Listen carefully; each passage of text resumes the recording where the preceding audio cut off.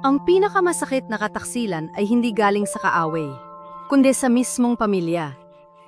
Habang nagpapakasarap si Leandro kasama ang kanyang kabit sa loob ng sariling pamamahay, nakagapos naman sa ilalim ng ulan ang inang si Consuelo. Walang silbi ang panlilibak ng asawa. Ngunit tapos na ang pagiging martir, dudurugin ni Felisa ang mga taong nanakit sa kanyang ina. Hanggang saan ang kayang isugal ng isang anak para sa hustisya? Kinalimutan na tayo ng asawa mong yan, Leandro.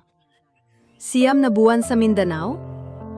Baka nga may kinakasama na ring iba doon kaya hindi umuuwi. Hayaan mo na si Felisa.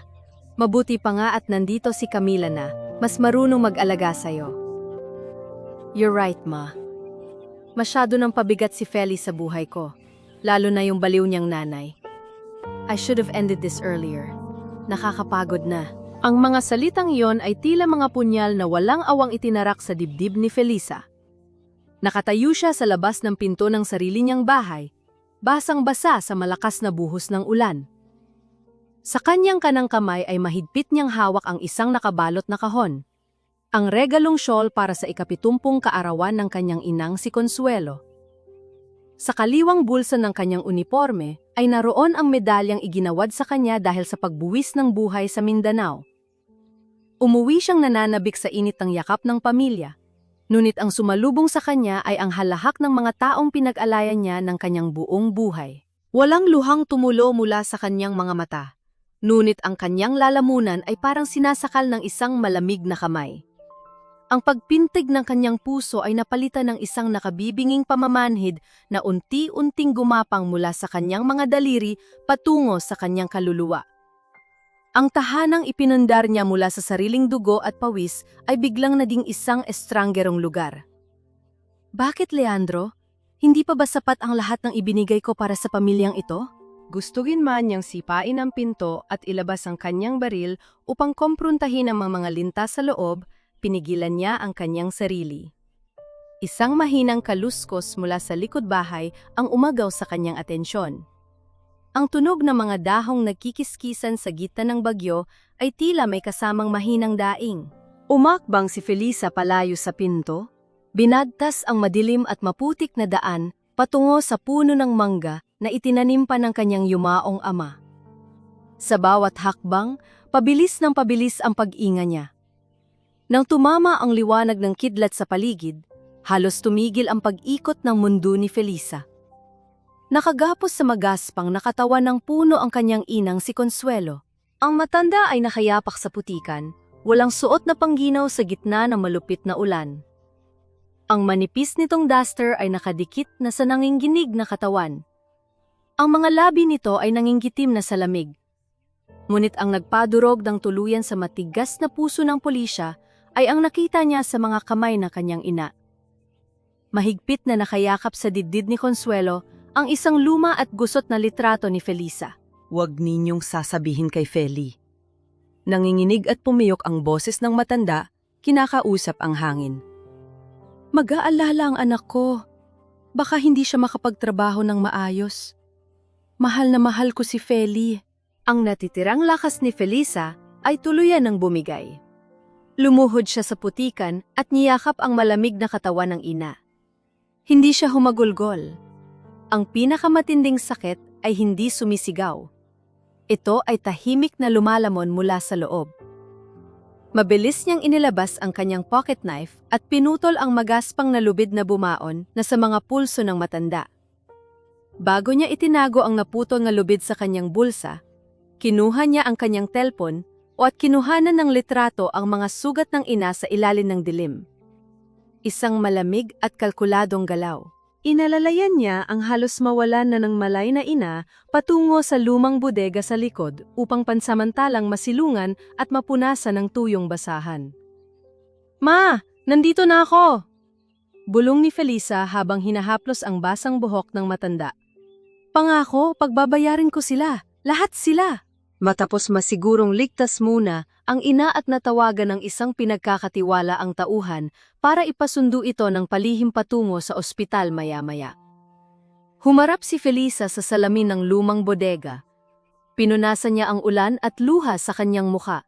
Inayos niya ang kanyang buhok, pilit na ibinalik ang kulay sa kanyang mga pisngi at naghubog ng isang perpektong walang muwang na ngiti. Ang dating Felisa na nagmamahal ng bulag ay namatay na sa ilalim ng puno ng mangga. Ang babaeng papasok sa loob ng bahay ngayon ay isang tagamasid na maghihintay ng tamang oras para umatake. Pinihit niya ang doorknob ng pangunahing pinto at pumasok sa sala. Natigil ang tawanan.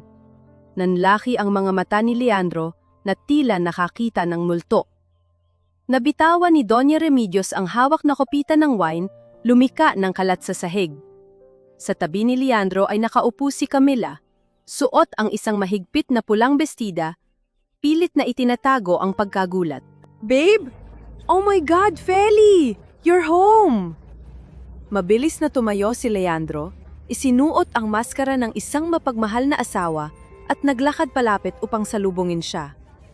Surprise! Mahinang sagot ni Felisa. Pinilit na maging malambing ang boses. Pasensya na kung hindi ako nakatawag. Nawala ng signal sa biyahe, sobrang pagod ko. Diyos ko, bata ka, muntik na akong atakihin sa puso sa gulat. Mataray na salubong ni Doña Remedios, pinapakalma ang sarili. Bakit ka ba umuuwi ng ganyan na parang basang sisiw? At sino ang mag-aayos ng kalat na ito ngayon? Tumingin si Felisa kay Camila, pinanatili ang inosenteng ngiti. May bisita pala tayo, pasensya na sa abala. Feli, this is Camila. Siya yung real estate consultant na nag-aasikaso ng ilang papeles natin para sa lupa. Inimbitahan ko lang siya sa dinner kasi sakto nag-uusap kami about the property. Mabilis na paliwanag ni Leandro, halos mautal sa pag-aapura. Nice to finally meet you, Felisa. I've heard so much about you. Nakangiting bati ni Camila, isang ngiting nagkukubli ng pandidiri. I'm sure you have, sagot ni Felisa na may mahinang tawa. Salamat sa pagtulong sa asawa ko habang wala ako. Lumapit si Leandro at niyakap ng mahigpit si Felisa mula sa likod. Ang init ng katawan nito ay nagdulot ng kilabot sa balat ng pulisya. Ipinatong ni Leandro ang kanyang baba sa balikat ng asawa at bumulong ng mga salitang minsan ng naging mundo ni Felisa. I missed you so much, babe. Kulang ang buhay ko kapag wala ka. Bahagyang inangat ni Felisa ang kanyang paningin at tumingin sa malaking salamin sa pader ng sala. Sa refleksyon, malinaw niyang nakita ang bakas ng pulang lipstick sa puting kwelyo ni Leandro, ang eksaktong kulay ng lipstick na suot ni Camila. At kasabay ng yakap na yon ay ang pagdampi sa ilong ni Felisa ng isang matapang at mamahaling pabango. Hindi yon ang pabango ni Leandro. Yon ang amoy ng pagtataksil. Ngumiti si Felisa sa salamin, isang ngiting hindi umaabot sa kanyang mga mata. Magpakasaya kayo ngayon, dahil ito na ang huling beses na tatawa kayo sa pamamahay ko. Utang na loob mo sa asawa mo ang buhay ng nanay mo, Felisa. Kung hindi dahil sa pagtitiyaga ni Leandro habang nagpapakasarap ka sa Mindanao, baka matagal nang nagpagalagala sa kalsada at nasagasaan niyang inang mong nawawala na sa sarili. Ang mga salitang binitawan ni Doña Remedios ay tila lason na humalo sa malamig na kape sa hapag-kainan. Kinabukasan niyon matapos ang gabi ng pag-uwi ni Felisa, nakaupo si Consuelo sa dulo ng lamesa, nakayuko at walang tigil sa panginginig ang mga payat na balikat. Pilit na itinago ni Felisa ang mga naglilom na pasa sa pulso ng ina sa ilalim ng mahabang manggas ng suot nitong maluwag na bestida. Ang pinagkakatiwala ang tauhan ni Felisa ang nagbalik kay Consuelo kaninang madaling araw, nagpanggap na nakita ang matanda na naglalakad malapit sa kanto upang hindi maghinala sina Leandro na alam na ng pulis sa ang buong katotohanan. It's really hard, babe. Buntong hininga ni Leandro, kinukuskos ang kanyang sentido upang magpanggap na isang asawang labis na naubos sa pag-aalaga. Lumalala na kasi talaga ang demensya ni Mama. Bigla na lang nagwawala, nananakit ng mga kasambahay kaya nagsalisan sila. There are times na kailangan talaga namin siyang ikulton sa kwarto o igapos ng bahagya sa labas para lang pakalmahin. I had to do it para hindi siya makapanakit ng iba at ng sarili niya. Sana maintindihan mo ang sakripisyo ko. Sa ilalim ng lamesa, bumaon ang mga kuko ni Felisa sa kanyang sarimentita hanggang sa halos magdugo ito. Ang bawat kasinungalingang lumalabas sa bibig ng kanyang asawa ay parang asidong unti-unting tumutunaw sa kanyang pagpipigil. Ngunit bago pa man mag-iba ang ekspresyon ng kanyang mukha, mabilis niyang nilunok ang lahat ng galit at nagpakawala ng isang maamong ngiti. Naiintindihan ko, Leandro. Maraming salamat sa lahat ng paghihirap mo para sa pamilya natin. Malambing na sagot ni Felisa. Kahit na ang totoo ay gusto niyang isumpa ang kaluluwa ng asawa sa pinakamalalim na bahagi ng impyerno. Inilapap ng pabalang ni Doña Remedios ang kanyang kutsara sa plato at tumingin ng matalim sa matandang nanginginig. O Consuelo, ano pang hinihintay mo dyan? Magmano ka kay Leandro. Magpasalamat ka at may nagtitiyaga pang magpakain at maglinis sa kalat mo sa kabila ng pagiging pabigat mo sa buhay namin. Nang inignam husto ang buong katawan ni Consuelo nang marinig ang pangalan ni Leandro. Napakapit ang matanda sa laylayan ng damit ni Felisa. Ang mga mata nito ay nagmamakaawa na parang isang batang takot na takot sa dilim. Kumurap si Felisa upang pigilan ang pagbabadya ng luha. Wala nang masasakit pa sa isang anak kundi ang makitang tinatapakan ang dignidad ng kanyang magulang at wala siyang magawa kundi ang sumang-ayon. Hinawakan ni Felisa ang magaspang at nanginginig na kamay ng ina. Dahan-dahan iginiya niya ang kamay ni Consuelo patungo kay Leandro. Sa mga sandaling yon, kumuha si Felisa ng isang malaki at malaman na piraso ng pritong bangus mula sa bandehado.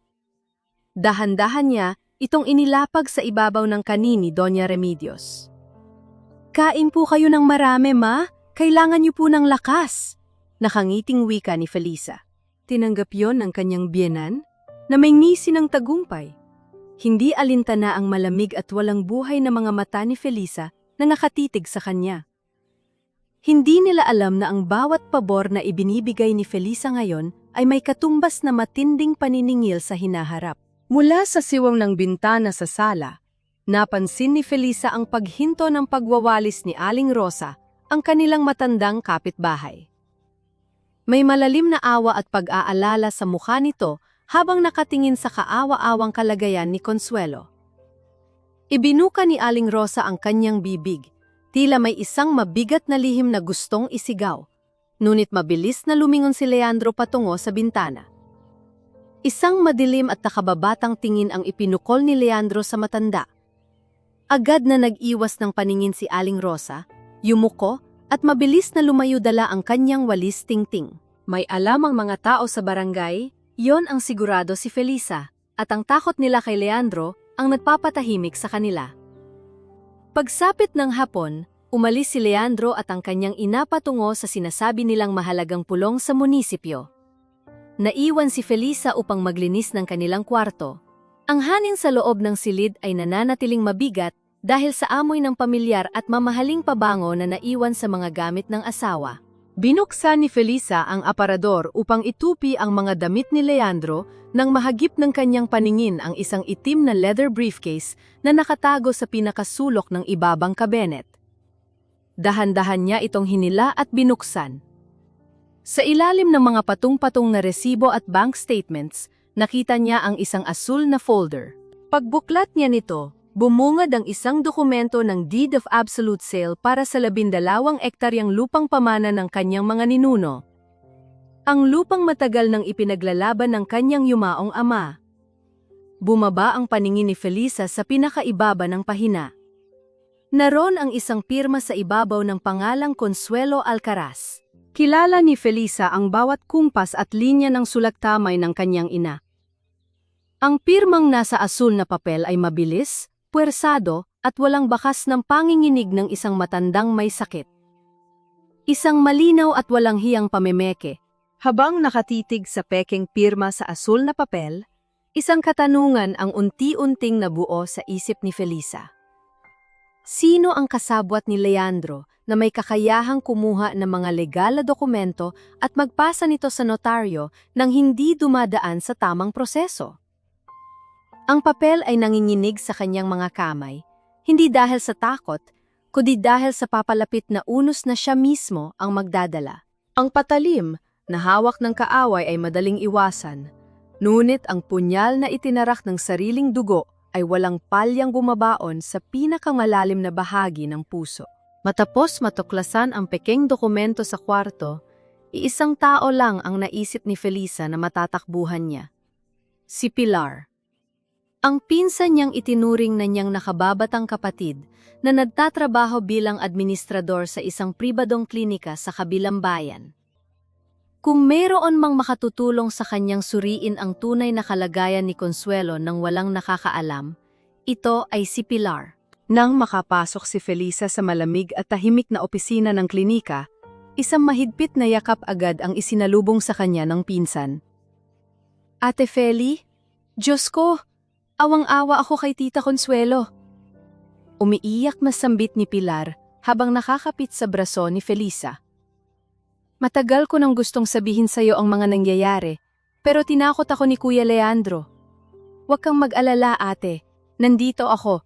Tutulungan ko kayong ipasuri si tita ng palihim. Tinitigan ni Felisa ang mga luhang pumapatak mula sa mga mata ni Pilar. Bumagsak ang mga ito at nag-iwan ng mansa sa puting pahina ng medical logbook sa ibabaw ng lamesa. Sa mga sandaling iyon, nakaramdam ng kaunting ginhawa ang pulisya. Akala niya ay nag-iisa na siya sa labang ito. Salamat, Pilar. Kailangan kong malaman kung anong gamot ang ipinapainom nila kay Mama para magmukha siyang nawawala sa sarili. Mahinang sagot ni Felisa, pinipigilan ang panging inig ng kanyang boses. Kukuha lang ako ng tubig, ate. Mukhang pagod na pagod ka. Paalam ni Pilar, mabilis na tumalikod at lumabas patungo sa pantry. Naiwan si Felisa sa loob ng maliit na opisina. Napabuntong hininga siya at ihinilig ang kanyang ulo sa sandalan ng upuan. Sa kanyang pag-upo, napadako ang kanyang paningin sa isang bagong designer bag na nakapatong sa isang silya sa gilid. Kumunot ang kanyang noo. Kilala niya ang pinsan. Lubog ito sa utang dahil sa asawang sugarol at imposibleng makabili ng ganoon kamamahaling gamit. Dala ng instinct bilang isang investigador, tumayo si Felisa at dahan-dahang lumapit sa bag. May isang piraso ng papel na nakaipit sa ilalim nito. Isang resibo mula sa bangko. Kinuha niya ito at binasa ang mga nakasulat. Ang halaga ay umabot ng ₱250,000, ibinayad para saluhin ang nakasanglang bahay ni Pilar. Ngunit ang nagpatigil sa pagtibok ng puso ni Felisa ay ang pangalan ng nagbayad. Leandro de Vera. Bakit babayaran ng kanyang asawa ang napakalaking utang ng kanyang pinsan?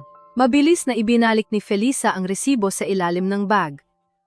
Napatingin siya sa naiwang nakabukas na computer sa ibabaw ng lamesa ni Pilar. Sa screen ay may isang naka-minimize na dokumento. Gamit ang nanginginig na kamay, ginalaw niya ang mouse at binuksan ang file. Bumungad sa kanya ang isang formal na medical certificate na may logo ng klinika. Nakapangalan ito kay Consuelo Alcaraz. Sa ilalim ng diagnosis, malinaw na nakapaloob ang mga salitang severe dementia and psychotic episodes. Ang dokumentong yon ay ginawa at pinirmahan ilang buwan na ang nakalilipas, inasikaso mismo ng kanyang pinsan. Iyon ang dokumentong ginagamit ni Leandro para patunayang wala ng kakayahang magdesisyon ang kanyang ina, at ibinenta ni Pilar ang kaluluwa nito kapalit ng pagbayad sa kanyang mga utang. Kailan pa naging mas matimbang ang halaga ng salapi kaysa sa dugong na nananalaytay sa kanilang mga ugat? Ang sakit ng kataksilang ito ay mas malalim kaysa sa pandaraya ni Leandro. Si Pilar na kanyang inaruga, si Pilar na pinag-aral niya noong mga panahong wala silang makain. Lahat yon ay nabura dahil sa pera. Nang marinig niya ang mga yabag na pabalik, mabilis na ibinalik ni Felisa ang screen sa dati nitong anyo at mabilis na humakbang palabas ng opisina. Nagtago siya sa madilim na bahagi ng pasilyo, idinikit ang kanyang nanginginig na likod sa malamig na pader at pinigilan ang sariling paghinga. Nakita niya si Pilar na pumasok muli sa opisina, may hawak na baso ng tubig. Nang mapansing wala na si Felisa, inilapag ni Pilar ang baso. Kinuha nito ang kanyang cellphone at mabilis na nag-dial ng numero. Umalisaw sa tahimik na pasilyo ang tinig ni Pilar. Kuya Leandro, umalis na siya. Oo, umiyak sa harap ko. Huwag ka mag-alala, naniwala siya sa akin na tutulungan ko siya. Wala siyang alam na naibigay ko na sa inyo ang kopya ng medical records. Safe tayo. Ipinikit ni Felisa ang kanyang mga mata. Hinayaan ang nag-iisang patak ng luha na tumakas mula sa kanyang paningin. Wala na siyang kakampi. Wala nang natirang pamilya kundi ang kanyang ina. At sa oras na matuklasan niya ang lahat ng kasinungalingan, sisiguraduhin niyang walang sinuman sa kanila ang makakatakas. Ang lalim ng gabi ay binasag ng malakas na pagtunog ng isak telepno na tila nagbabadya ng panibagong lihim na nakatakdang mabunyag. Ang gabi ay may sariling paraan ng pagluluwal ng mga sikretong matagal nang ibinaon sa limot. Pagsapit ng madaling araw, habang ang buong bahay ay balot sa nakapanging ilabot na katahimikan, naramdaman ni Felisa ang mahinang paghila sa laylayan ng kanyang damit. Nakatulog siya nang nakaupo sa tabi ng kama ng kanyang ina. Pagdilat ng kanyang mga mata, nakita niya si Consuelo na gising na gising. Ang mga mata ng matanda ay hindi na kasing labo ng mga nakaraang araw. May panandaliang linaw sa paningin nito, isang pilit na pag-ahon mula sa kalmadong epekto ng mga gamot na palihim na ipinapainom ni Leandro. Hinawakan ni Consuelo ang kamay ng anak. Ang mga daliri nitong nanginginig ay malamig pa sa yelo. Ngunit ang higpit ng pagkakakapit ay nagtatadlay ng isang nagmamakaawang mensahe. Feli! Basag at paos na bulong ng ina, halos hindi na makahinga. Sa ilalim ng altar ng papa mo. Kunin mo. Hindi na nagkanong si Felisa. Hinalikan niya ang no ng ina at marahang inayos ang humot nito. Dahan-dahan siyang tumayo at nadlakad palabas ng silid. Sumilip siya sa pinto ng master bedroom at nakita ang malalim na pagtaas-baba ng dibdib ni Leandro sa ilalim ng humot. Ligtas pa siya. Walang anumang ingay na nalika ang mga paa ni Felisa nang bumaba siya sa madilim na hagdan patungo sa sala. Ang tanging liwanag ay nagmumula sa sinag ng buwan na tumatago sa bintana, tumatama ng diretsyo sa lumang altar na gawa sa Nara kung saan nakapatong ang litrato ng kanyang yumaong amang si Don Emilio. Lumuhod si Felisa sa harap ng altar. Kinapa ng kanyang mga daliri ang sahig hanggang sa maramdaman niya ang isang parisukat na baldosa na bahagyang umaangat kumpara sa iba. Gamit ang buong lakas at pag-iingat, inangat niya ang malamig na semento. Bumungad sa kanya ang isang maliit na espasyo na naglalaman ng isang lumang kwaderno na balot sa plastik at isang maliit na susing yari sa tanso.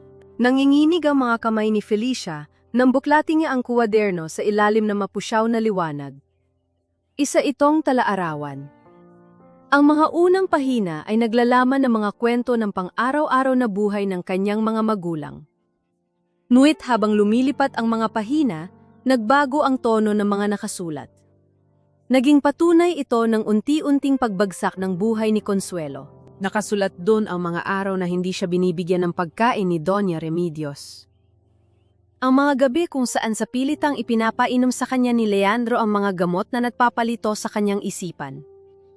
Ang mga banta, ang pagkulong at ang paggapos sa kanya sa puno ng mga tuwing nagtatangka siyang humingi ng tulong sa mga kapitbahay. Hindi na malaya ni Felisa na walang patid na ang pag-agos ng kanyang mga luha. Ang bawat salita ay parang asidong sinusunog ang kanyang kaluluwa. Ngunit ang tuluyang nagpadurog sa kanyang pagkatao ay ang pahinang may petsang 2 taon na ang nakararaan. Ilang araw bago mamatay ang kanyang ama sa isang aksidente sa motorsiklo. Ang huling entry ay isinulat ng kanyang ama. Nadiskubre ko ang ginawa ni Leandro. Ginamit niya ang titulo ng lupa natin para kumuha ng malaking pautang na hindi ko alam. Hindi ko mapapatawad ang panloloko niya sa pamilya natin. Haharapin ko siya ngayong gabi.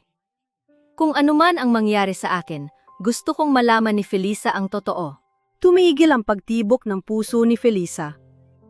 Ang aksidente sa motorsiklo na pinaniwalaan niya sa loob ng 2 taon ay isa palang patibong.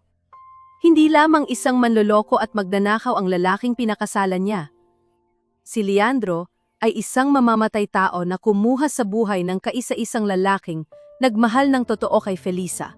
Isang mainit na patak ng luha ang pumatak mula sa mga mata ni Felisa, dumiretso sa ibabaw ng pahina at tinamaan ang pangalang nakasulat doon.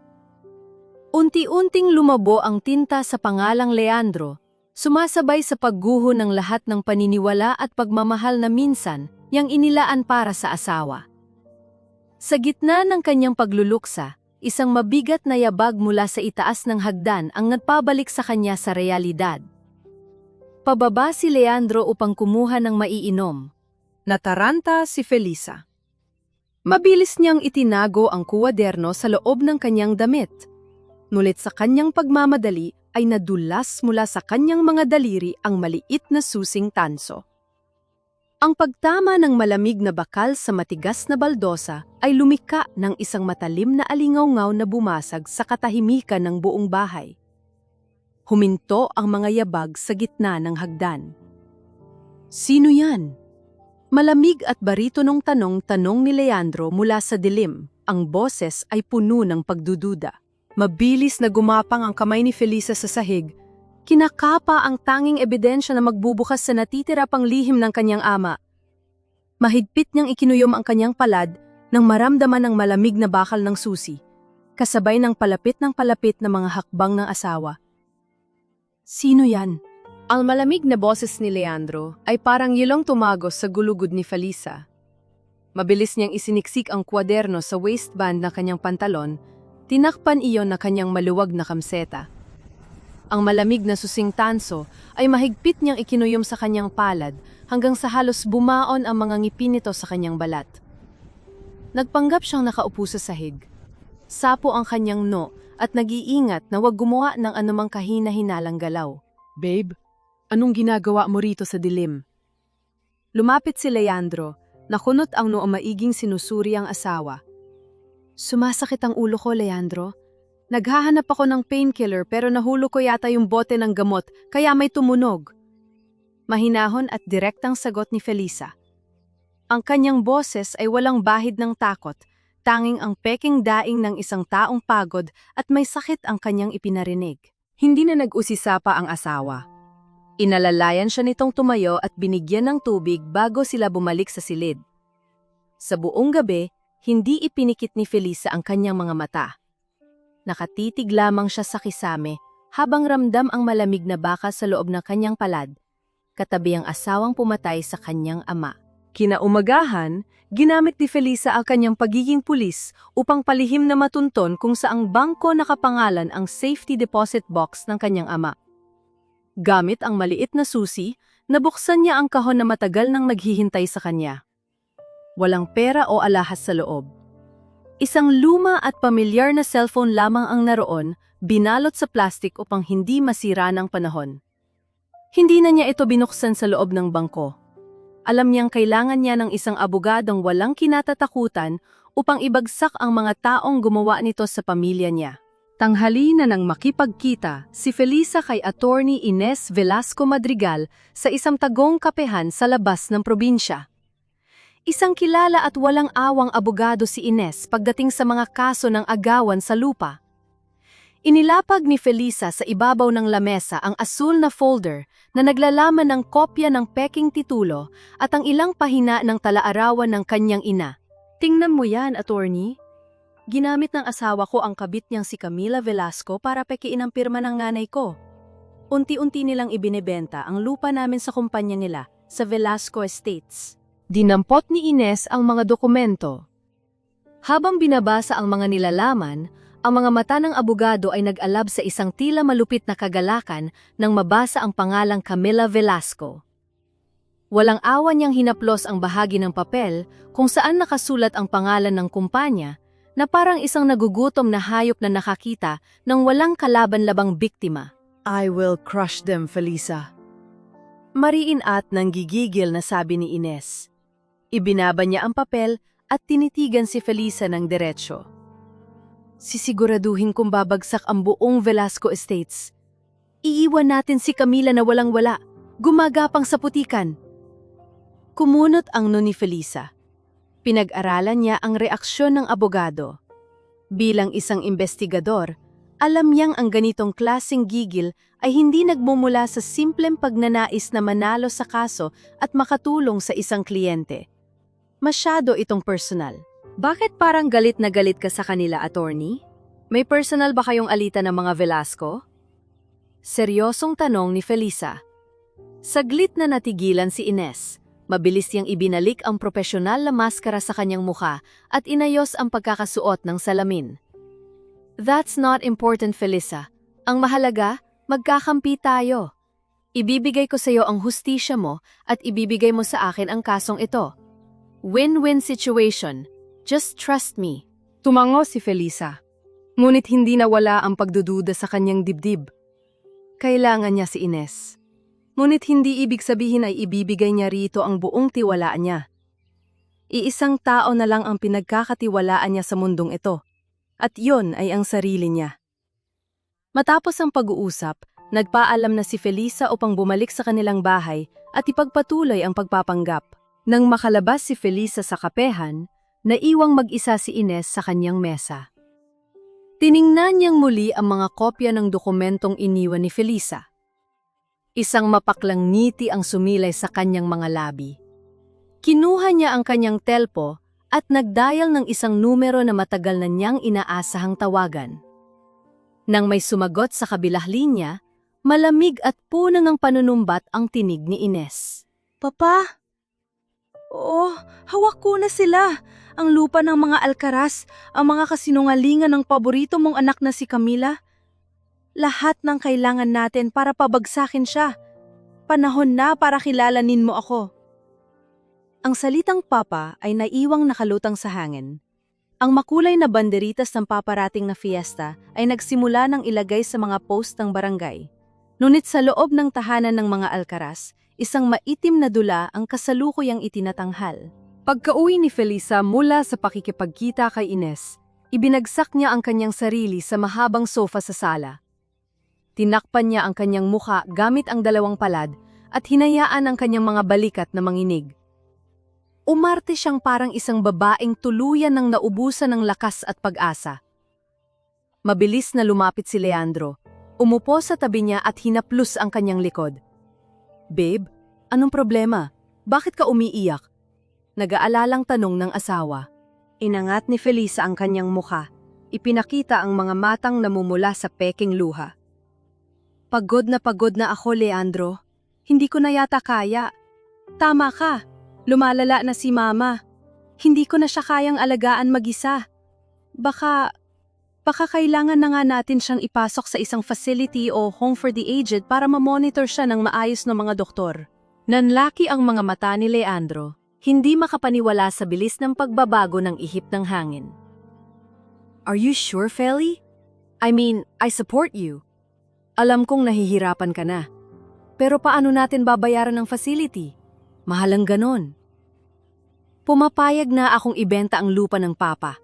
Mahinang sagot ni Felisa. Ibinababa ang kanyang paningin upang itago ang nagliliyab na galit sa kanyang mga mata. "Gusto ko na ng tahimik na buhay. Gusto ko nang maayos natin ang pamilya natin." Isang mabilis at tagumpay na ngiti ang dumaan sa mga labi ni Leandro bago niya niyakap ng mahigpit ang asawa. "I'm so proud of you, babe. This is the right decision. Huwag kang mag-alala. Ako na ang bahala sa lahat. Tayo lang hanggang dulo." Mula sa kusina, nakita ni Felisa ang patuyang pagnisi ni Doña Remedios habang nagtitimpla ng kape. "Sabi ko sa'yo, pera lang katapat niyan." Pagpaparinig ng matanda, kinakausap ang sarili, ngunit sadyang nilakasan upang umabot sa pandinig ng kanyang manugang.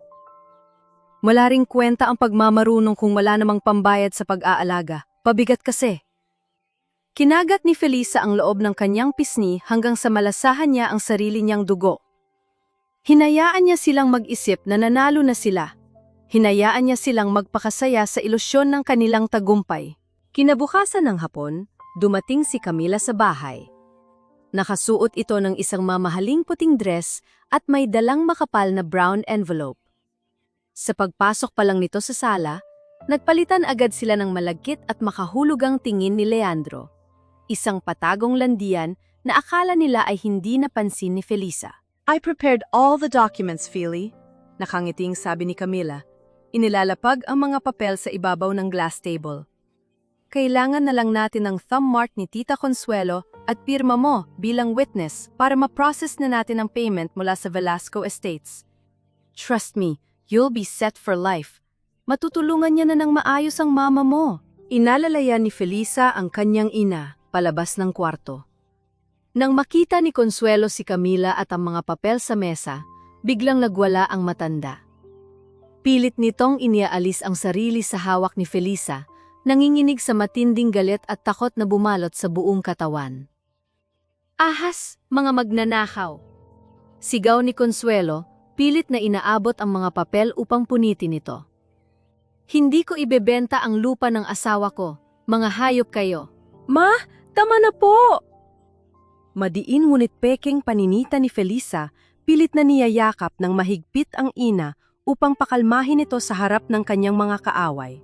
Sa mga sandaling iyon, bumaon ang mga kuko ni Felisa sa kanyang saring lebaywang, pilit na pinipigilan ng sariling kamay na kunin ang baril at durugin ang pagmumukha ng dalawang demonyo sa harap niya. Mahigpit ang pagkakakuyong ng kanyang palad hanggang sa mabaon ang kuko sa balat at bahagyang magdugo, ngunit nang iyangat niya ang kanyang paningin kay Camila, isang perpekto at maamong ngiti ang nakapaskil sa kanyang mukha. Pasensya na kayo. Sabi ko naman sa inyo, malala na talaga ang sakit niya. Ako na ang bahalang magpapirma sa kanya mamaya kapag kumalma na siya. Para sa ikabubuti natin ito, ma. Malambing na pag-alo ni Felisa sa inang pilit na kumakawala.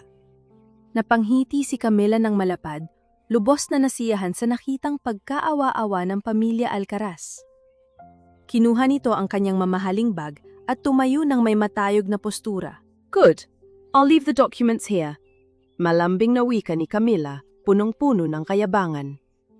By the way, napag-usapan namin ni Leandro na gawin ang official signing at turnover ng pera sa araw ng fiesta ng barangay. Naroon si Mayor at si Papa, kaya magandang opportunity ito para ipakita sa lahat na legal at maayos ang bentahan. Gawin nating grandioso, Felisa. Tumango si Felisa, tinatanggap ang hamon ng walang pag-aalinlangan. Sige, araw ng fiesta. Siguradong hinding-hindi makakalimutan ng lahat ang araw na iyon. Tiningnan ni Felisa ang papalabas na figura ng kabit ng asawa. Ano nga kaya ang mangyayari sa araw ng pirmahan? Isang bagay lang ang sigurado. Magiging grandioso nga ang palabas, ngunit hindi sa parang inaasahan nila. Sapagkat sa araw ng pagdiriwang, ang mga makukulay na banderitas ay magsisilbing saksi sa tuluyang pagbagsak ng kanilang mga maskara. Ang mga makukulay na banderitas ay masiglang sumasayab sa ihip ng hangin sa itaas ng palengke, paghahanda para sa nalalapit na pista ng barangay. Ngunit sa ibaba, sa pagitan ng mga mamasa-masang pasilyo ng mga gulayan at isdaan, isang nakalalasong usapan ang mabilis na kumakalat. Sa gitna ng kumpol ng mga tsismosa, nakatayo si Doña Remedios, hawak ang isang pamaypay habang nagkukunwaring pinupunasan ang kanyang walang luhang mga mata. Diyos ko mga mare, hindi ko na talaga alam ang gagawin sa manugang kong yan. Madramang pahayag ng matanda, sinasadyang lakasan ng boses upang marinig ng buong palengke. Umalis ng halos 1 taon, pinabayaan ng asawa at ang inang nasisiraan na ng bait. Tapos ngayon, umuwi lang para pag-interesa ng lupa. Ibebenta pa yata para ipatapon sa ampunan ng sariling ina dahil pabigat daw. Kami na nga nitong si Leandro ang nag-alaga habang nagpapakasarap siya sa Mindanao. Ilang mga tindera ang nagpalitan ng mapanghusgang tingin at mahihinang komento ng pandidiri. Sa isang sulok, lumapit si Aling Rosa ang kanilang kapitbahay. Hindi na nito napigilan ang sarili. Huwag ka namang ganyan magsalita, Remedios. Pakiusap ni Aling Rosa, bakas ang pangamba, ngunit pilit na pinagtatanggol ang katotohanan. Kilala natin si Felisa. Mabuting anak yan. At saka, nakikita ko kung paano tatuhin ni Leandro si Consuelo sa likod bahay ninyo. Hindi pa man natatapos ni Aling Rosa ang kanyang sasabihin, mabilis na siyang pinutol ni Doña Remedios. Isang matalim na tingin ang ibinato nito sa kapitbahay bago tumawa ng mapang-uyam. Naku, Rosa! Tumigil ka nga dyan! Matanda ka na rin! Baka nahahawa ka na sa pagkabaliw ni Consuelo. Huwag mo nang ipagtanggol ang babaeng mukhang pera. Baka madamay ka pa sa sumpa ng pamilyang yan. Sumunod ang mga mapanutyang ngiti at halakak mula sa mga taong nakapaligid, tinatabunan ang boses ni Aling Rosa. Napayuko na lamang ang matandang kapitbahay, walang laban sa pambabaliktad ng ginang. Sa eksaktong sandaling iyon, dumating si Felisa dala ang kanyang basket. Ang hangin sa palengke ay tila biglang bumigat. Ang mga tawanan ay napalitan ng mga pabulong na pag-uusap at matatalim na tingin na direktang nakapukol sa kanya. Ramdam na ramdam ni Felisa ang panghuhusga sa bawat hakbang niya. Ang pamilyar na kulturang Pilipino na hiya ay pilit na idinidikdik sa kanyang lalamunan ng mga taong walang alam sa tunay na nangyayari. Walang lingon-likod na naglakad si Felisa papunta sa pwesto ng mga gulay kung saan naroon ang kanyang biyenan. Nang makita siya ni Doña Remedios, isang malapad at sarkastikong ngiti ang sumilay sa labi nito. Sa halip na tumabi, sinadya ng matanda na sanggiin ang isang tumpok ng mga nakataling pechay at sitaw mula sa estante. Bumagsak ang mga sariwang gulay sa maputik na sahig, saktong-sakto sa paanan ni Felisa. Ay, pasensya na Felisa. Napasama yata ang pag-uwi mo, pati gulay ko minamalas. Pagpaparinig ng matanda habang pilit na tinatakpan ng bibig na animoy nagulat. Ang mga mamimili ay nanatiling nakatitig, naghihintay kung paano sasabog ang isang babaeng pulis.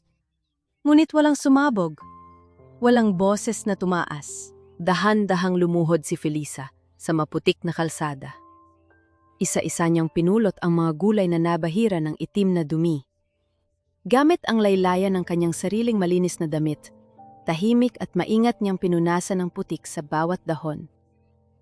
Bawat kuskus niya sa dumi ay tila pagyakap niya sa kahihiyang pilit na ipinapataw sa kanya. Nang tumayo siya, inilapag niya ng maayos ang mga gulay sa ibabaw ng estante. Tiningnan niya ng diretso sa mga mata si Doña Remedios. Isang ngiti ang gumuhit sa mga labi ni Felisa. Isang ngiting napakapait, ngunit nagtataglay ng nakapanging ilabot na kapayapaan. Opo ma, kayo na po ang mabait, kayo na po ang biktima. Kalmadong wika ni Felisa, hindi man lang nagtaas ng tono, bago niya tinalikuran ang naguguluhang biyanan at ang buong palengke. Sa paglalakad niya pauwi, pinili ni Felisa na dumaan sa isang masikip at madilim na eskinita upang iwasan ang karamihan. Ngunit bago pa man siya makarating sa dulo ng pasilyo, napahinto siya. Sa hindi kalayuan, sa isang bahaging natatakpan ng anino ng mga pader, nakita niya ang figura ng kanyang asawa. May kausap si Leandro, isang babaeng pamilyar ang hubog. Sinandal ni Felisa ang kanyang likod sa malamig na semento upang magtago. Nang bahagyang lumingon ng babae dahil sa liwanag ng araw, nakumpirma niya ang kanyang hinala. Si Pilar. Mula sa kanyang kinatatayuan, malinaw na nakita ni Felisa ang ginawa ng kanyang pinsan. Dahan-dahang inabot ni Pilar kay Leandro ang isang makapal na brown envelope. Ang dokumentong yon ang tanging orihinal na kopya ng titulo ng lupa na nasa pangangalaga sana ng mga gamit ng kanyang yumaong ama. Hindi lamang ang kasalukuyan ang ipinagbili ni Pilar sa demonyo, kundi pati na rin ang pinakahuling pamana at kaligtasan ng pamilyang nag-aruga sa kanya. Ang pagtama ng mga mamahaling kristal na baso ay naglika ng isang marang, yang tunog sa loob ng isang eksklusibong restaurant sa kabilang bayan. Nakangiti si Leandro habang pinagmamasdan ang mapupulang labi ni Camila na humihigop ng mamahaling alak. Ipinagdiriwang ang papalapit nilang pagumpay. Once the money's in our account tomorrow, magpa-file na ako ng annulment. Pabigat lang si Felisa at ang baliw niyang nanay sa buhay ko. Kampanting pahayag ni Leandro, walang bakas ng konsensya sa kanyang mukha. Just make sure they sign the papers at the fiesta, babe. Wala nang atrasan nito. I want her completely out of our lives. Malambing na sagot ni Camila, marahang inabot at hinaplos ang kamay ni Leandro sa ibabaw ng mesa. Habang nagpapakasarat ang dalawa, sa loob naman ng tahanan ng mga Alcaraz ay abala si Doña Remedios. Humarap ang matanda sa malaking salamin sa sala, masayang sinusukat ang isang makapal at kumikinang na gintong kwintas. Inutang niya yon sa isang mayamang kumare kapalit ng pangakong babayaran niya ng doble kapag naibenta na ang malawak na lupain ng kanyang manugang. Ang kasakiman ay tila naging isang koronang nakaputong sa kanyang ulo, nagaantay na lamang ng opisyal na pag-akyat sa trono. Ngunit sa mga oras na yon, walang kaalam-alam ang mga sakim na sinimulan na ni Felisa ang pagkalas sa kanilang mga hawla. Habang wala ang mga nakabantay na mata ng kanyang mga kaaway, maingat at palihim na inilabas ni Felisa ang kanyang inang si Consuelo mula sa madilim nitong silid.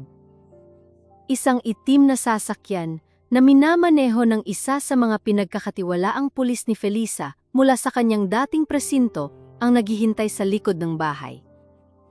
Dahan-dahan niyang inalalaya ng ina papasok sa sasakyan. Isang mainit na halik ang iginawad niya sa nonito bago tuluyang isinara ang pinto. Tinitiyak na ligtas na ang nag-iisa niyang kahinaan patungo sa isang pribadong pasilidad na hindi kailanman matutunto ng kanyang asawa. Pagsapit ng hapon, bumukas ang pangunahing pinto ng bahay. Pumasok si Leandro, bitbit ang isang mamahaling itim na suit na nakabalot pa sa plastik. Ngunit nang mapadaan siya sa kwarto ni Consuelo at nakitang bukas ito at walang tao, mabilis na napalitan ng kaba ang kanyang ngiti. Padabog niyang hinanap si Felisa at natagpuan itong tahimik na nakaupo sa sala, nagtutupi ng mga damit. "Nasaan si Mama? Bakit wala siya sa kwarto?" Bulyaw ni Leandro, halatang pilit na itinatago ang pamumutla at matinding pag-aalala na baka nakatakas ang matanda at masira ang bilyones sa plano nila para bukas. Kalmadong ibinaba ni Felisa ang hawak na damit. Isang malamig ngunit inosenteng na iti ang iginanti niya sa nanginginig na asawa. Inilipat ko na siya ng maaga sa facility, Leandro. Masyado na siyang pagod at kailangan na niya ng maayos na pahinga bago ang pirmahan bukas. Huwag kang mag-alala. Susunduin ko siya bukas at dadalhin sa fiesta para pumirma sa harap ng lahat. Isang mahabang pagbuntong hininga ng ginhawa ang pinakawala ni Leandro. Mabilis na naglaho ang kanyang kaba at bumalik ang kayabangan. Ibinaba niya ang bitbit na itim na suit sa ibabaw ng sofa at maingat na hinaplos ang makinis na tela nito. Good. Akala ko kung ano nang nangyari. Tingnan mo nga itong binili ko, babe. Ito ang isusuot ko bukas para sa turnover ceremony. Kailangang presentable tayo sa harap ni na Mayor at Don Severino. Pagyayabang ng lalaki. Tinitigan ni Felisa ang mga daliri ni Leandro habang hinahaplos nito ang kwelyo ng bagong damit.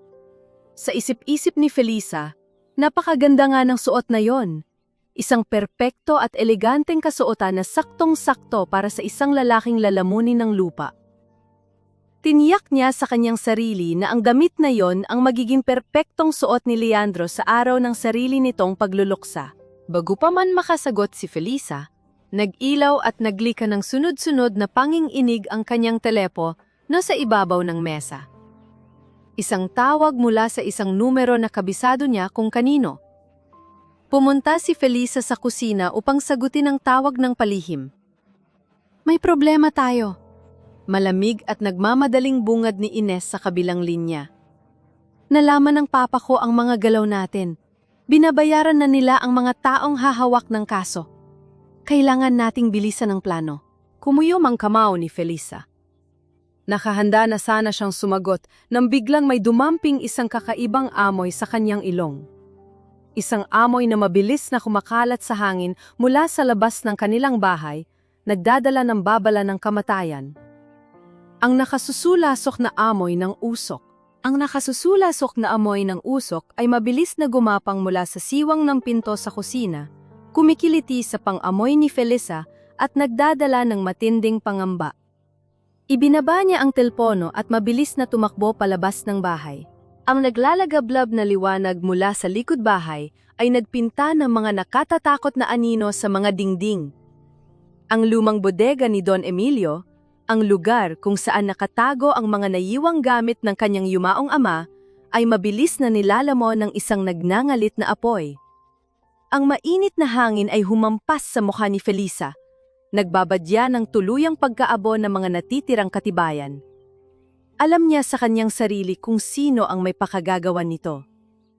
Sinusunog ni Leandro ang nakaraan upang walang sinuman ang makahalukay sa mga lumang dokumento ng utang nito.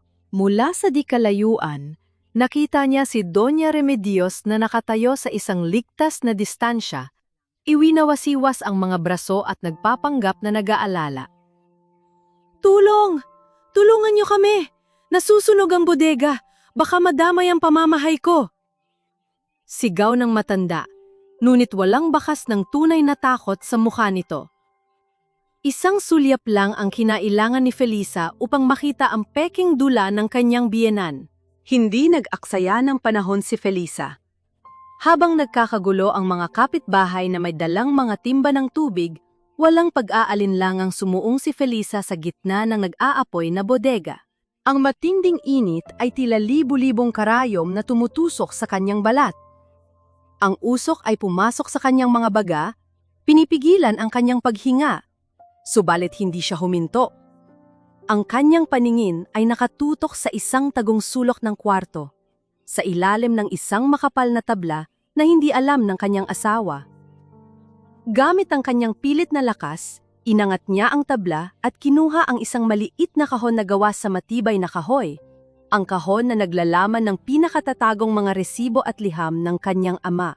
Sa paglabas niya mula sa ilalim ng tabla, isang nagbabagang piraso ng kahoy ang tuluyang bumigay mula sa bubong at bumagsak ng mabilis patungo sa kanya. Sinubukan niyang umiwas, ngunit dumaplis ang nag-aapoy na dulo nito sa kanyang kanang braso.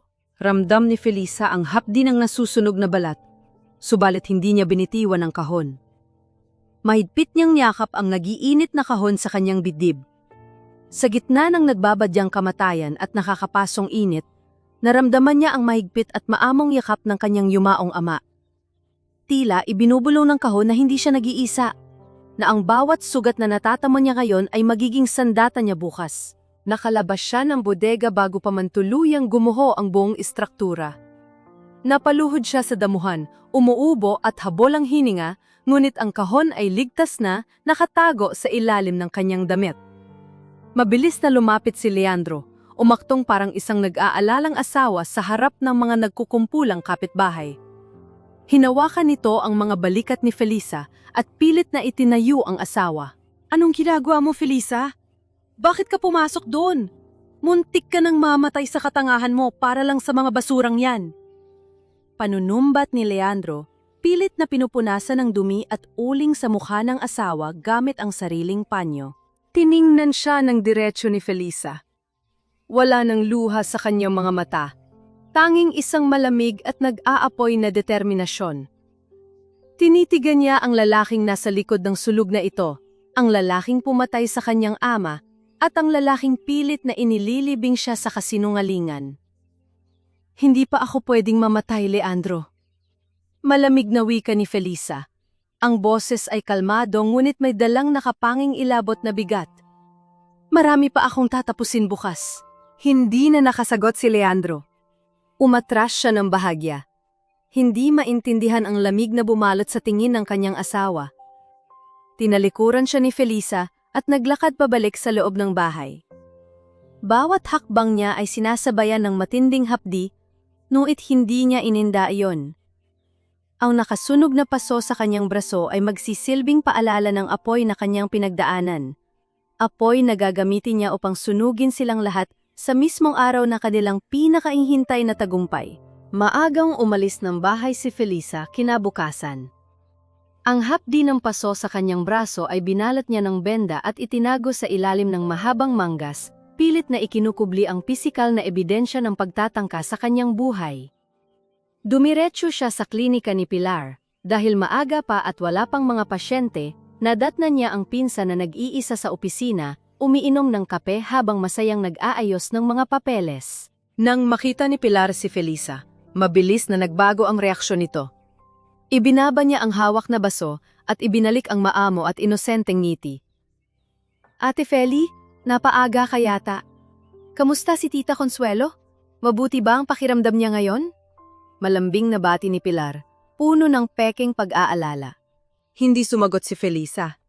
Lumapit siya sa mesa at dahan-dahang inilapag ang isang nakatuping papel.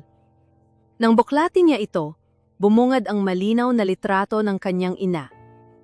Nakagapos si Consuelo sa puno ng mangga sa ilalim ng ulan, tadtad ng mga nangingitim at naninilaw na pasa sa mga pulso at payat na braso. Napatitig si Pilar sa litrato. Namutla ang kanyang muka at nanginginig na iniwas ang paningin. Ate, anong nangyari kay tita? Diyos ko, sino ang gumawa nito sa kanya? Matinis na pagkakaila ni Pilar habang nagsimulang mamuo ang mga luha sa kanyang mga mata. Bakit mo ipinapakita sa akin ito? Tinaluman ko na kayo sa abot na makakaya ko. Tiningnan lamang siya ni Felisa. Isang malamig at walang pusong pagtitig na tumatagos hanggang sa kaluluwa ng kanyang pinsan. Walang bakas ng awa, walang bakas ng pagmamahal. Alam ko kung anong ibinayad niya sa utang mo sa bangko, Pilar. Mahinahon ngunit matalim na wika ni Felisa. Ang kanyang boses ay hindi tumaas, ngunit ang bawat salita ay parang kutsilyong humihiwa sa balat. Binenta mo ang kaluluwa mo. Binenta mo ang dugo natin. Ginawa mong baliw ang sarili mong tiyahin kapalit ng pagbayad ni Leandro sa nakasangla mong bahay. Gumuho ang pader ng pagpapanggap ni Pilar. Nawala ang kanyang tapang at pagmamalaki. Lumuhod siya sa malamig na sahig ng klinika at humagulgol ng malakas. Pilit niyang inabot ang mga binti ni Felisa. Mahigpit na kinapitan ang laylayan ng pantalon ng kanyang pinsan na tila isang taong nalulunod at naghahanap ng isasalba. Ate, patawarin mo ako. Wala akong magawa. Papalayasin na kami ng mga anak ko sa bahay at si Kuya Leandro lang ang nag-alok ng tulon. Umiiyak at nagmamakaawang paliwanag ni Pilar. Ang mukha ay basang-basa ng luha. Hindi ko alam na aabot sa ganito. Hindi ko alam na sinasaktan nila si tita ng ganyan. Patawad ate. Huwag mo akong idawit. Parang awa mo na. Tiningnan ni Felisa ang babaeng nasa paanan niya. Ang babaeng pinag-aral niya, binihisan at itinuring na tunay na kapatid. Dahan-dahang yumuko si Felisa. Sa halip na yakapin at patawaring ito, marahan niyang kinalas ang mga nang-inig na daliri ni Pilar mula sa kanyang damit. Isa-isa, tinanggal niya ang pagkakakapit ng pinsan ng walang bahid ng pot. Tanging malamig na pagtanggi lamang, hanggang sa tuluyang bumagsak ang mga kamay ni Pilar sa malamig na sahig. Hindi ko kailangan ng mga luha mo, Pilar. Malamig na tugon ni Felisa, tumayo ng tuwid at tinalikuran ng pinsan. Kung gusto mong bumawi, pumunta ka bukas sa fiesta. Sabihin mo ang totoo sa harap ng lahat. O habang buhay mo dadalhin ang konsensya na ikaw ang tumapos sa buhay ng nanay ko. Walang lingon-likod na naglakad palabas si Felisa, iniwan si Pilar na nakadapa at nakikipaglaban sa sariling hiya at konsensya. Susunod ba siya sa utos ng pinsan?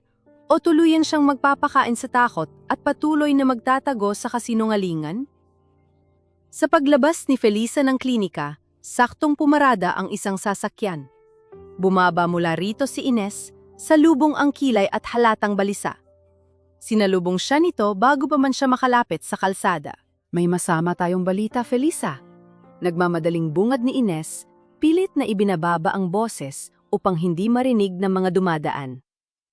Nag-back out ang judge na tutulong sana sa atin para mapawalang bisa agad ang anumang pirmahan bukas.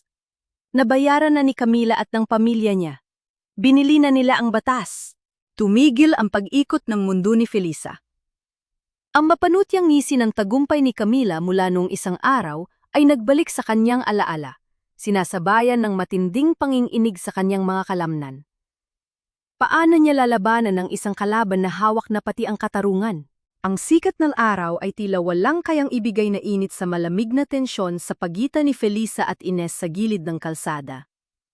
Matapos ipaalam ang pagbaliktad ng West na sanay kakampi nila, mabilis na pinalitan ni Ines ang kanyang pagkabalisa ng isang laguutos na tono. The judge is out, Felisa. This changes everything. Nagmamadaling paliwanag ni Ines, pilit na kinukuha ang kontrol ng sitwasyon habang palingmon-ningon sa paligid. Ibigay mo na sa akin ang lahat ng orihinal na ebidensya ngayon din. Ang lumang cellphone ng papa mo, ang diary ng nanay mo, pati ang mga peking titulo. I need everything. Gagamitin ko yan para direktang ipiti ng papa ko. I'll make Don Severino bleed until he acknowledges me. Tinitigan ni Felisa ang abogado. Sa likod ng mamahaling salamin ni Ines, ay malinaw niyang nakita ang matinding pagkauhaw sa kapangyarihan at paghihiganti. Hindi hustisya ang hanap ni Ines para sa pamilya Alcaraz. Ginagawa lamang nitong pain si Felisa upang pabagsakin ang imperyo ng mga Velasco at makuha ang bahagi ng yaman nito.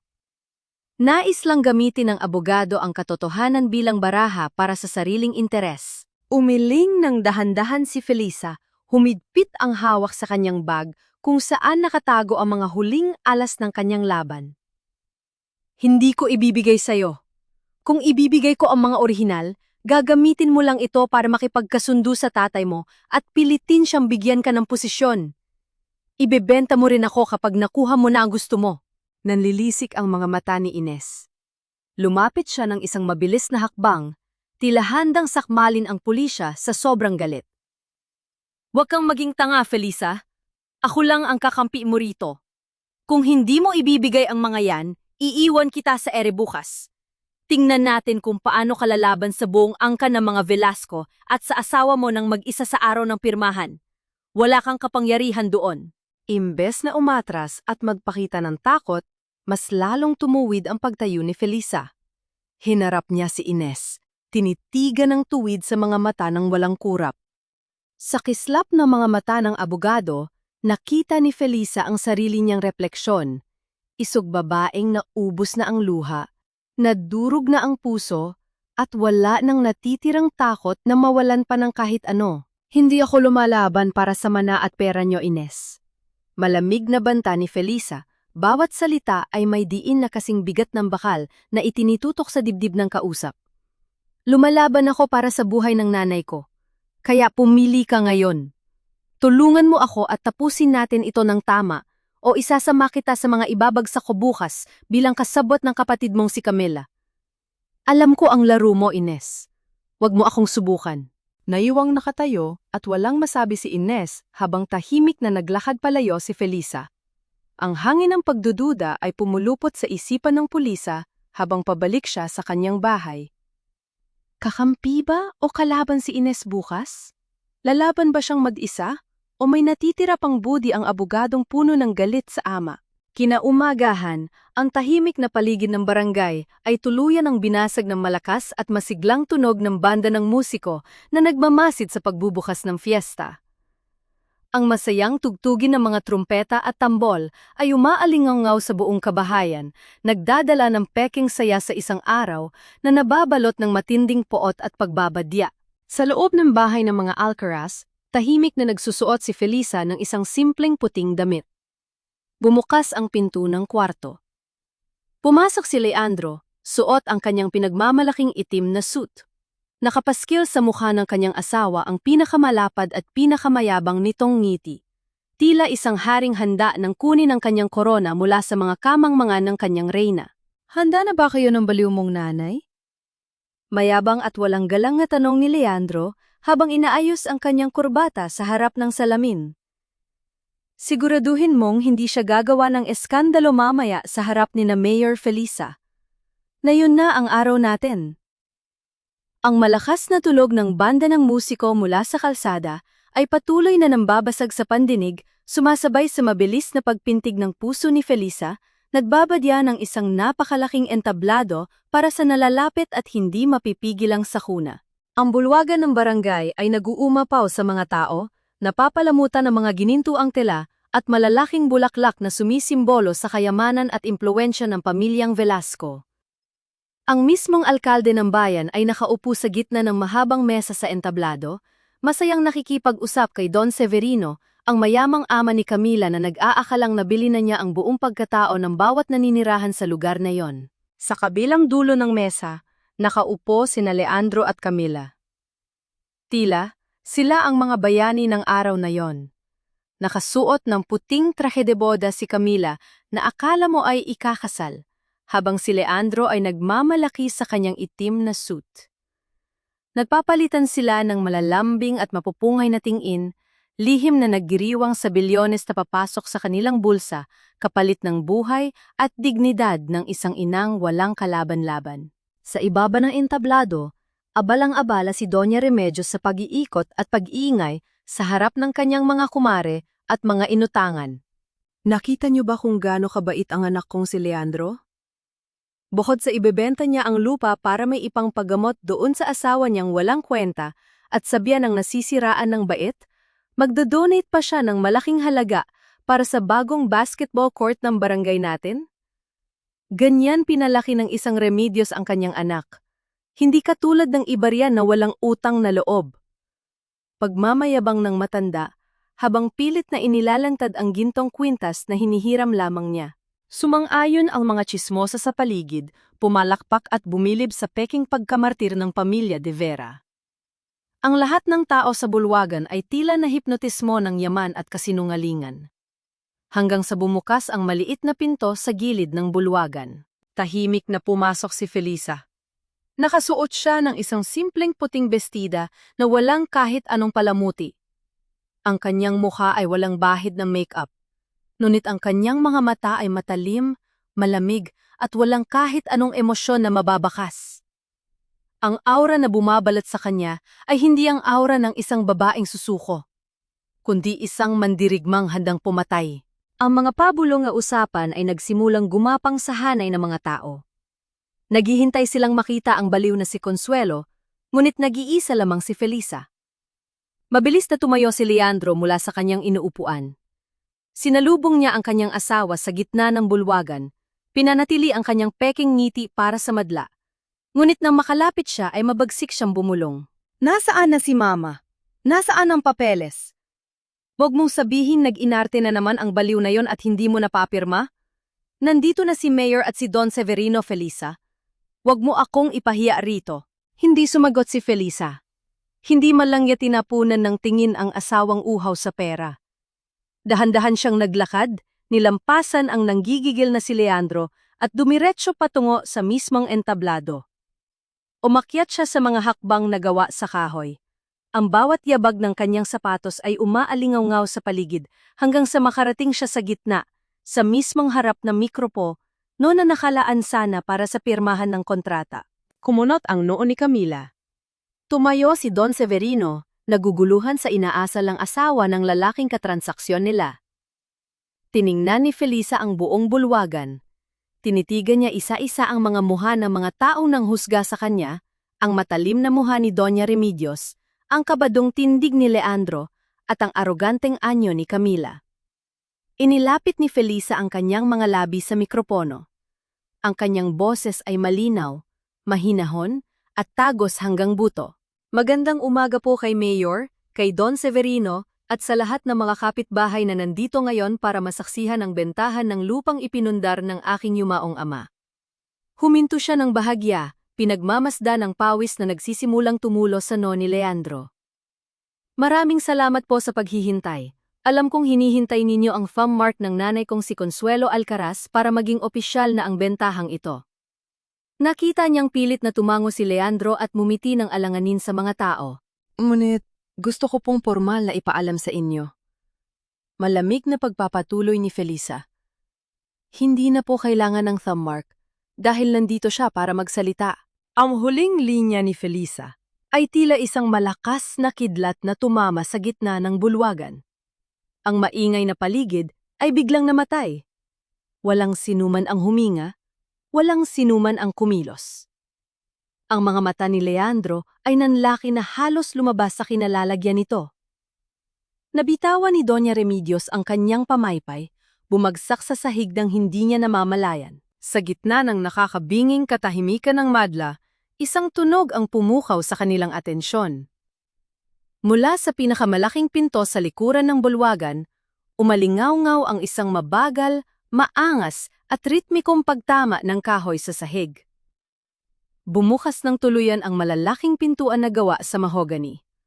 Pumasok si Consuelo. Ngunit, hindi ito ang Consuelo na ikinakalat ni Doña Remedios na baliw.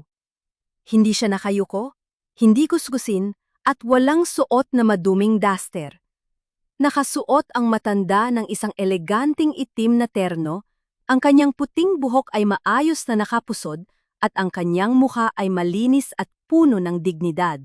Huminto siya sa paglalakad. Inangat niya ang kanyang paningin. Ang kanyang mga mata ay hindi malabo o lito. Nag-aapoy ito sa galit at matinding paninindigan. Dumiretso ang kanyang tingin sa lalaking nagpahirap sa kanya ng ilang buwan. Isang malamig at nakapanging ilabot na titig na nakalaan lamang para kay Leandro. Ang paulit-ulit na pagtama ng tungkod ni Consuelo sa sahig na gawa sa kahoy ay nagsilbing hudyat ng nalalapit na katapusan ng mga sakim. Nahati ang dagat ng mga tao sa gitna ng bulwagan habang dahan-dahang naglalakad si Consuelo. Bawat hakbang ng matanda ay may kasamang mabigat na awtoridad na sumasabay sa ritmikong pagtama ng kanyang tungkod sa sahig na kahoy. Ang mga pabulong na panlalait ng mga tsismosa kanina ay napalitan ng mga singhap ng pagkamangha at matinding gulat. Nang makarating si Consuelo sa harap ng entablado, napabakas ang matinding takot sa mukha ni Doña Remedios. Umatras ang matandang biyenan, nanginginig ang mga labing pilit na bumubuo ng salita, ngunit walang lumalabas na boses. Tinitigan siya ni Consuelo ng ilang segundo. Sa halip na sumagot o magalit, itinuon lamang ni Consuelo ang kanyang atensyon sa kanyang sarili at marahang pinagpagan ang lupi ng kanyang eleganteng itim na damit, isang simpleng galaw na nagpakita ng sukdulang pagbalewala at pagyapak sa natitirang dignidad ng nanginginig na si Remedios. Hindi na nakatiis si Leandro. Ang pawis sa kanyang noo ay mabilis na tumulo sa kanyang kwelyo. Tumakbo siya pababa ng entablado at pilit na inabot ang braso ng matanda. "Huwag niyo po siyang pansinin. Nagwawala na naman ang isip niyan." Pasigaw na paliwanag ni Leandro sa madla, pilit na inilalapit ang mukha kay Consuelo habang nanggigigil. "Ma, halika na! Tulungan niyo akong ibalik siya sa sasakyan, ina-attack siya ng sakit niya." Bago pa man makadikit ang mga daliri ni Leandro sa balat ng matanda, mabilis na iniharang ni Consuelo ang kanyang tungkod. Tinamaan nito ang dibdib ni Leandro, sapat na lakas upang mapaatras ang lalaki. Inalalayan ni Felisa ang kanyang ina paakyat sa entablado at ibinigay rito ang mikropono. Umarap si Consuelo sa buong barangay.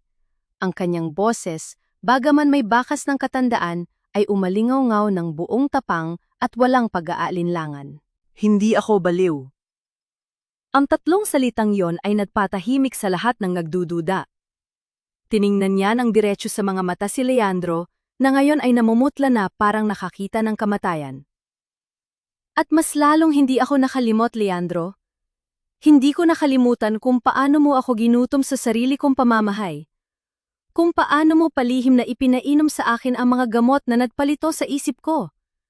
At hindi ko kailanman makakalimutan kung paano mo ako iginapos sa puno ng mangga na parang isang hayop habang bumubuhos ang ulan, para lang makuha mo ang lupang ito. Isang malakas na alingaw-ngaw ng pagkabigla ang sumabog mula sa mga tao.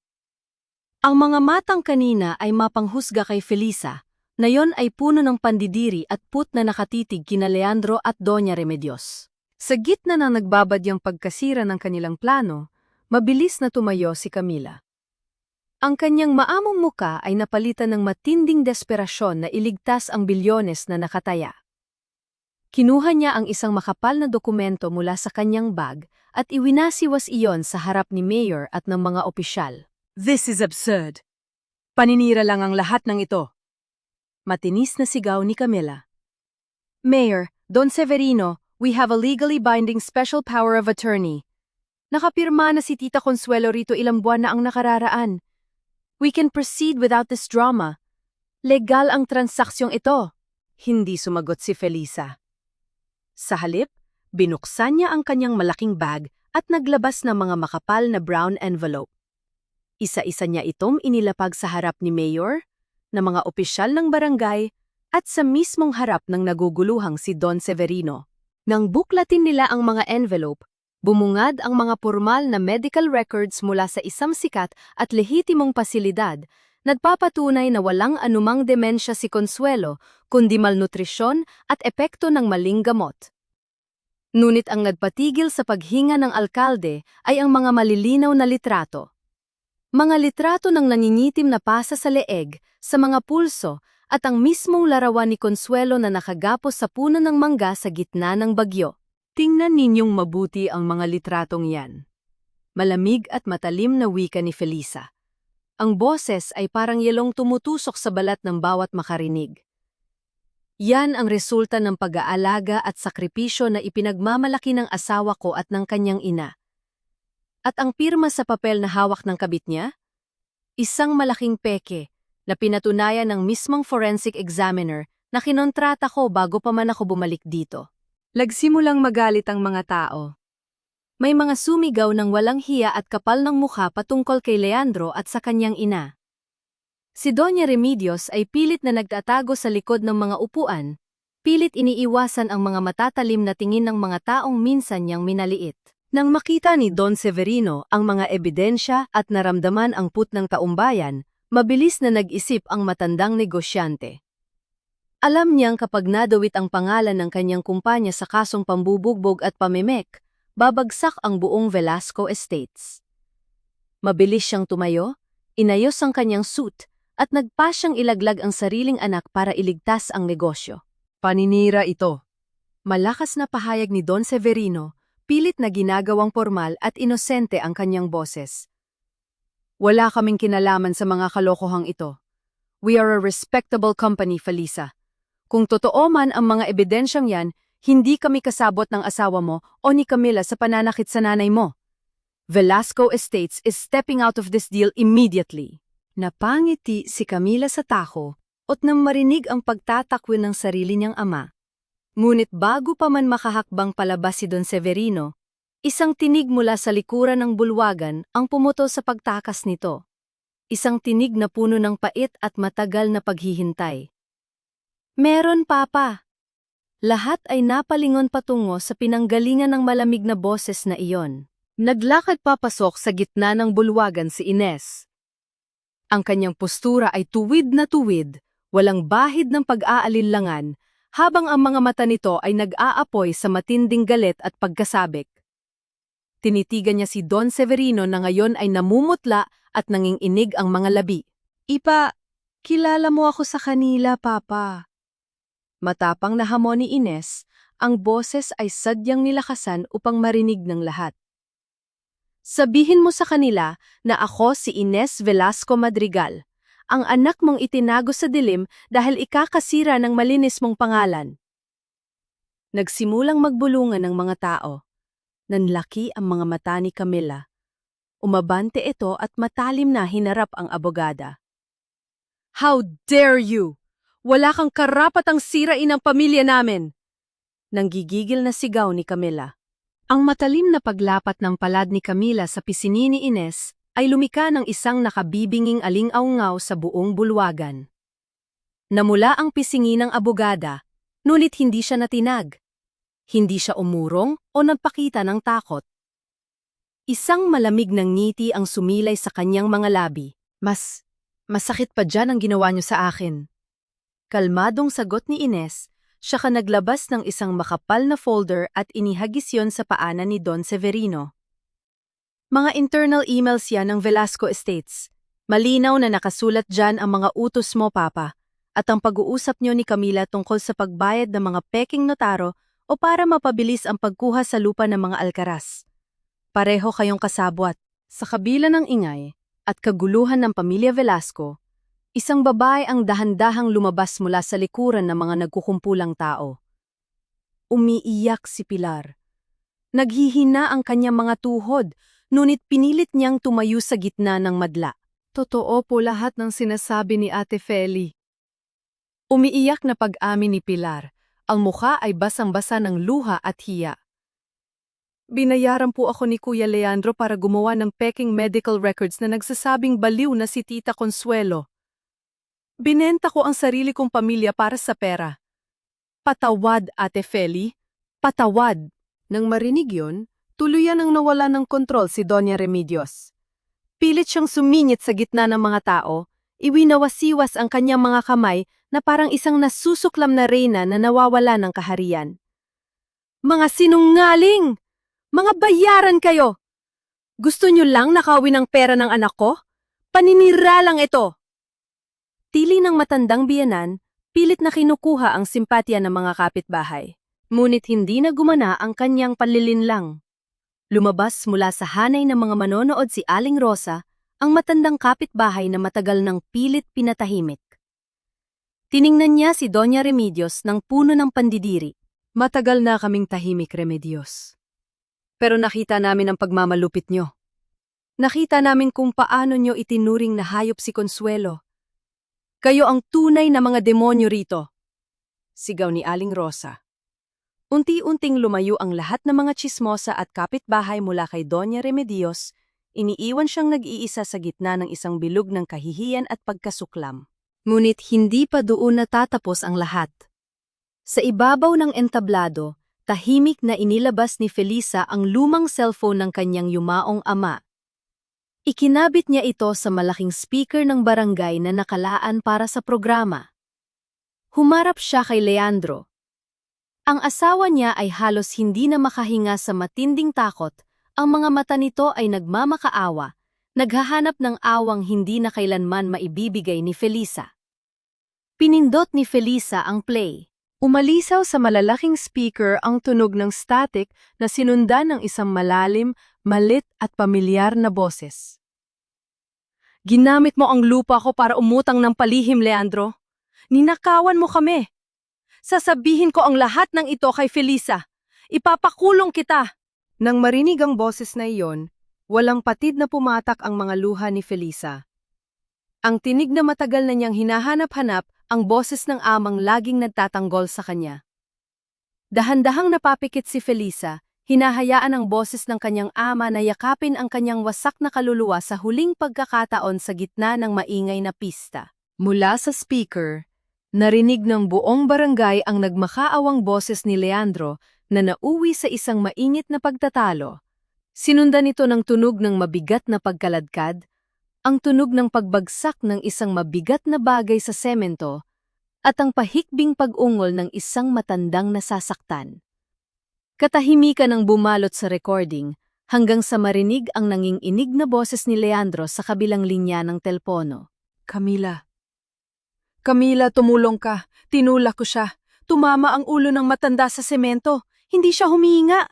Kailangan nating palabasin na naaksidente siya sa motor. Kapag nalaman ito ni Felisa, tapos tayong dalawa. Ang katotohanan ay tuluyan ng humagupit sa bawat taong naroon. Ang buong bulwagan ay napuno ng matinding panlulumo at matalim na puot. Hindi lamang isang manloloko at magnanakaw si Leandro. Isa siyang mamamatay tao. At si Camila ang kanyang naging kasabwat upang pagtakpan ang malamig na bangkay ng inosenteng ama ni Felisa. Bumagsak ang mga tuhod ni Leandro sa sahig na gawa sa kahoy. Kasabay ng pag-alingaw-ngaw ng huling patunay ng kanyang kasamaan ay ang biglaang pagpasok ng mga armadong pulis sa bulwagan. Mga dating kasamahan ni Felisa mula sa presinto, bitbit ang mga posas at warrant of arrest na lihim niyang inasika, so gamit ang mga orihinal na ebidensya bago pa man magsimula ang araw na ito. Nang makita ni Leandro ang papalapit na mga pulis, gumapang siya sa sahig. Kinaladkad niya ang kanyang sarili palapit sa mga paa ni Felisa. Umiiyak siya na parang isang batang inagawan ng buhay. Pilit niyang inabot ang kamay ng asawa, binabasa ng luha at laway ang sapatos ni Felisa. Babe! Babe, parang awa mo na. Huwag mong gawin sa akin to. Magbabago na ako. Alalahanin mo ang 13 taon natin. Nagmahalan tayo, Philly. Isang pagkakamali lang ito. Parang awa mo na. Asawa mo ako. Humahagulgol na pagmamakaawa ni Leandro. Ang kanyang boses ay basag at nagpapakita ng pinakakasuklam-suklam na kahinaan ng isang taong nabubuhay sa kasinungalingan. Tinitigan siya ni Felisa. Hinihintay kung paano niya tatapusin ang pag-iyak ng isang duwag na lalaki. Ang mga maruruming daliri ni Leandro ay mahigpit na nakakapit sa laylayan ng puting bestida ni Felisa. Humahagulgol ito, ang mukha ay basang-basa ng luha at uhog, nagmumukhang isang kaawa-awang nilalang na inalisan ng lahat ng kayabangan. Sa tabi nito, tuluyan na ring gumuho ang pagmamalaki ni Doña Remedios. Lumuhod ang matanda sa malamig na sahig ng bulwagan, umiiyak na rin. Pilit na inaabot ang kamay ng babaeng minsan niyang tinawag na pabigat. Felisa, anak, parang awa mo na. Huwag mong ipakulong ang asawa mo. Patawarin mo na siya, anak ko. Pakiusap ng biyenan, ginagamit ang salitang anak na tila isang huling barahan ng pag-asa upang makapang-uto. Tiningnan lamang ni Felisa ang mag-ina ng walang kahit anong bakas ng awa o emosyon sa kanyang mga mata. Ang apoy ng kanyang galit ay napalitan na ng malamig na yelo. Ang pagtulak mo sa Papa Leandro, baka sabihin nating isang aksidente. Kalmadong panimula ni Felisa, ang boses ay sapat lang upang marinig ng lalaking nakadapa sa kanyang paanan. Pero ang iwan siyang mamatay sa malamig na semento. Ang igapos ang nanay ko habang niloloko mo ako at ninanakaw ang yaman namin. Hindi yon aksidente.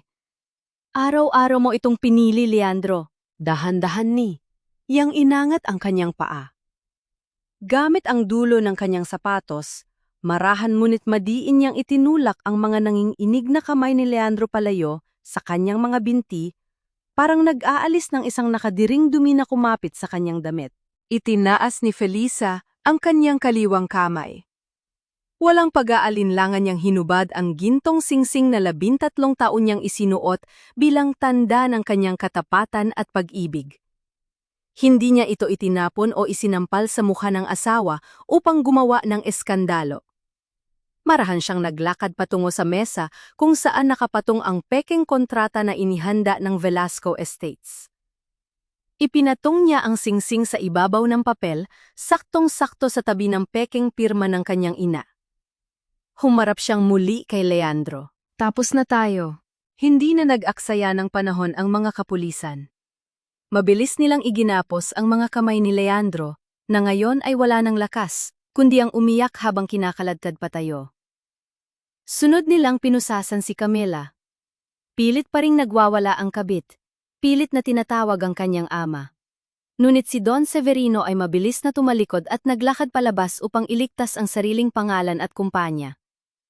Nilapitan din ng mga awtoridad si Pilar, at kusa itong sumama habang patuloy sa pag-iyak. Tinatanggap ang parusa sa kanyang naging kataksilan. Naiwang mag-isa si Doña Remedios sa gitna ng bulwagan. Nakaupo sa sahig, nilamon ng matinding kahihiyan habang isa-isang dumadaan ng mga kapitbahay na nagbabato sa kanya ng matatalim na tingin at mga pabulong na sumpa. Ang koronang ginto at yaman na kanyang inasam ay naging kadenang sumakal sa kanyang natitirang dignidad. Lumapit si Felisa kay Consuelo. Niyakap niya ng mahigpit ang kanyang ina, isang yakap na nag-aalis sa lahat ng bigat at sakit na kanilang pinagdaanan sa mga nakalipas na buwan. Wala nang luhang pumatak kay Felisa. Kapanatagan. Isang malalim na paghinga ang kanyang pinakawalan, at kasabay noon ay ang pagkawala ng mabigat na batong matagal nang nakadagan sa kanyang dibdib. Tuluyan na siyang nakalaya. Inalalayan niya ang kanyang ina palabas ng bulwagan, pinalilibutan ng paggalang ng mga taong minsan silang pinag-alinlanganan. Hindi na siya muling lumingon pa sa mga taong naging bahagi ng kanyang mapait na nakaraan. Nayon natapos na ang malakas na bagyo at nabunot na ang mga lason sa kanilang buhay, paano na kaya sila magsisimulang muli mula sa mga labi ng kahapon? Naglakad sina Felisa at Consuelo pabalik sa kanilang bahay. Ang tahanan na dati ay puno ng pananakit, sigawan at mga lihim, nayon ay niyakap na ng isang payapa at tahimik na hapon. Isang taon na ang lumipas simula nang humagupit ang pinakamalakas na bagyo sa buhay ni Felisa at Consuelo.